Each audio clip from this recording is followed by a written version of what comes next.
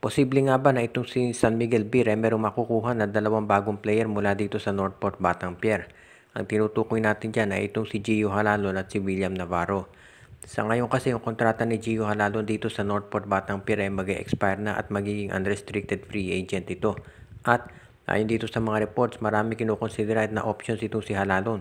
Interesado raw ang TNT na makuha ito at ayon dito sa mga reports, maski nasa MPBL. Pero ito kay San Miguel ay kunin ito si Gio Halalon dahil ang San Miguel ngayon wala si Simon Enciso, naging unrestricted free agent na to. So baka ang SMB ay kumuha ng ibang point guard katulad ni Halalon na alam natin ay mahusay sa depensa at sa opensa. Ang isa pa raw pwedeng makuha ng San Miguel Beer ay itong 6'7 na si William Navarro. Matagal na itong napapabalita kaya wag na tayong magulat kung ito'y matuloy na. At dahil dito ang balita natin mukhang itong si William Navarro daw ang kukunin ng San Miguel Beer na maging additional na center o kaya power forward ng kanilang lineup.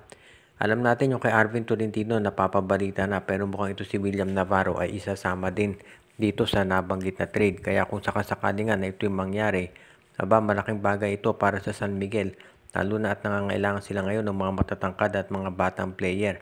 Kaya nga ito si Navarro, malamang yan ang kunin ng SMB sa ngayon. Ang posibleng maging kapalit yan, baka itong si Jeron Teng. Dahil alam na natin may mga kumakalat na balita, Arvin Tolentino for CJ Perez. So malamang William Navarro for Jeron Teng o kaya si Motaw Tua. Depende yan kung sino pipilian ng management ng SMC. Ang maliwanag dito, itong si Coach Leo Austria ay magsisimula na dito sa mga trades na gagawin nila para naman itong San Miguel Beer ay maging mas respectable ang ipapakita dito sa Philippine Cup. Lalo na alam natin na itong Philippine Cup, yan talaga ang tinatawag na forte o lakas nitong San Miguel Beer. Kaya kinakailangan magpakita sila. Samantala naman, na pag-uusapan niya nagpapakitang gilas itong si Justin Brownlee.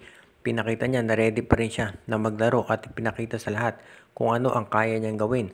Lalo na at of course nakita natin yung naging performance niya dito kahit na na-dislocate yung kanyang kamay ay pinakita pa rin niya na nanguna siya dito sa panalo ng Barangay Ginebra at ngayon ay tabla na yung serye 2-all. Dinamin ni Coach Timko na sinubukan nila na pinag-isipan kunin ito si Angie Kwame bilang backup import pati na yung kapatid ni Ronde Hollis Jefferson. Pero nung bandang huli, si Brownlee ay nagdesisyon na maglaro pa rin at nagpakitang gilas ito. Ang isa pang importante dyan, nagpakitang gilas din itong ibang players ng Barangay Ginebra katulad ni Jamie Malonzo and of course ito si Maverick Ahanmisi. Maganda yung adjustment ni Coach Timko na ginamit ito si Ahanmisi at ito pinakita naman at hindi disappoint itong si Coach Timko. Kaya nga maraming naniniwala na itong Barangay Ginebra ngayon sila may momentum pagdating dito sa Game 5. Kaya sa panig naman ng TNT, medyo first time yata na hindi maganda naging performance ni Ronde Hollis Jefferson pagkatapos niyang manalo ng Best Import Award. Ang paniwala naman ng karamihan, babawi itong si Ronde Hollis Jefferson sa susunod na laro. Ang maganda lang dito sa TNT, yung performance din rin ng Batak noong Game 2, pinakita rin niya dito sa Game 3. Yun nga lang, overall medyo kinapos talaga sila.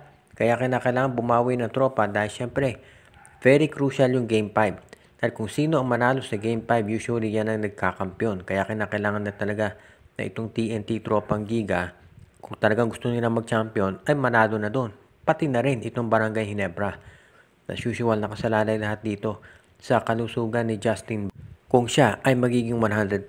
Pero kung hindi man 100% ipapakita ng mga local players na ready sila na mag-step up para dito at masiguro na hindi nila pababayaan itong tsansa ng Barangay Ginebra na makalagmang ng 3-2. Samantala naman, ang isa pang balita natin, wala na yatang katapusan itong kwento dito kay Mikey Williams. Nung mga nakaraang araw, lumabas yung report dito sa Spin kung saan sinabi ni Mikey na sinusubukan daw niya makipag-usap dito sa kampo ng MVP Group kay Coach Chot Reyes at kay team owner Manny Pangilinan para maayos na yung sitwasyon doon sa kanyang kontrata. Pero nagsalita si team manager Jojo Lastimosa at sinabi nito na hindi daw kinausap itong si Coach Chot Reyes at itong si MVP. Sinabi rin ng mga insiders na dapat ang kausapin talaga ni Mikey Williams ay si Jojo Lastimosa dahil siya ang gumagawa ng trades, dahil siya yung team manager. Ibig sabihin, mukhang malaki pa rin yung agwat nitong si Mikey Williams at nitong si TNT. Kaya medyo malabo pa rin na maayos yung sitwasyon nila. At dahil dito, habang tumamaan yung panahon, lalo nawawala o lumiliit yung chance na bumalik si Mikey Williams sa PBA. Dahil si Mikey Williams ay hindi na bata. Kaya ayan ngayon ang nagiging problema dito sa TNT Tropang Giga kung ano ang gagawin nila. Well, sa TNT actually, walang problema yan. Kahit hindi na maglaro si Mikey Williams dahil parang nasasanay na sila dyan. Ang problema ito si Mikey, saan siya ngayon mapupunta?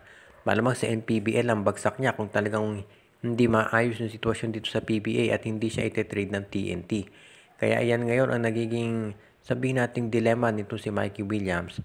Kaya hindi siya makaalis, hindi siya makabalik dito sa PBA. Kung itong kwentong ito, hindi sila magkapareho, ibig sabihin, iba sinasabi ni Mikey, iba sinasabi ni Jojo Lastimosa, mukhang talagang malaki ang agwat. Kaya sa ngayon, unless ang Converge o San Miguel ay susubukang kunin ito si Mikey, dahil sila lang naman ang kaya mag-afford ng salary niya, malamang sa NPBL ito si Mikey o baka maging katulad to ni Christian Stanhardinger na sa bandang huli magre-retiro na lang dahil talagang hindi maayos yung sitwasyon dito sa kanyang kontrata ngayon.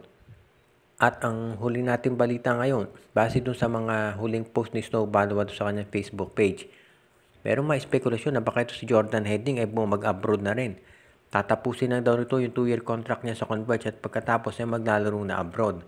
Alam natin na ito si Heading dyan talaga naglaro sa abroad yan at sanay siya na maglaro sa iba't ibang mga team. Pero sa ngayon, nandito sa PBA, maganda pinapakita niya dito sa Converge. So, posible nga kaya na si Jordan Heading ay maglaro sa ibayong dagat. Wala namang imposible at alam natin, depende yan doon sa i-offer na kontrata sa kanya. Pero kung ikaw ang Converge, dapat wag mong pakawalan si Jordan Heading. Dahil nakita mo naman kung ano ang laro nito ngayon. Iilang conferences pa lang siya dito sa Converge. Pinakita na niya na pwedeng siya ang maging leading scorer at maging leader talaga nila. Kaya wag na tayong magtaka kung ito talagang si Heading ang maging, well, sabihin na natin number 1 option ng Converge. Kaya if ever mag-expire yung kontrata nito, dapat ikaw ang Converge, wag mong hayaan na itong si Jordan Heading ay umalis. Tandaan natin, nakuha nila to, ang kapalit lang si Aljun Melesio, si Keith Saldivar at yung first round draft pick nila. Sobrang panalo yung trade na yun para dito sa Converge. Kaya masasayang lang yan kung ito si Jordan Heading mag-abroad. Kaya kinakailangan kung ikaw ang Converge, wag mong pabayaan na makawala ito si Jordan Heading dahil napakalaking bagay nito para dito sa kanilang lineup ngayon. At alam din natin lahat na ito si Jordan Heading, yan talaga ang magiging sabihin na nating number 1 option nitong Converge Fiber Xers, lalo na kung gusto nila na masiguro na sila naman ay magiging maganda ang resulta dito sa Philippine Cup dahil talagang ang target ng Converge ay magpalakas nitong kanilang lineup at gusto nila siguraduhin na sila ay magkakaroon ng tsansa na mag-champion dahil mataas talaga sa totoo lamang ang ambisyon nitong Converge Fiber Xers at hindi sila yung team na basta-basta na lamang na kontento sa semis. Shout out kay RG Bueno at Dalina family, Joshua Giray, Espejo at Rosales family, Katsakino Dukusin, Malyari Mascarinas, Dalmacio de Guzman, Anthony Alon, Jonel Alagon, binabati din natin si Michael D, Dexter Domer, si Enju, at ang iba pa nating mga taga-subaybay, katulad ni Ireneo Salangsang at ang iba pa.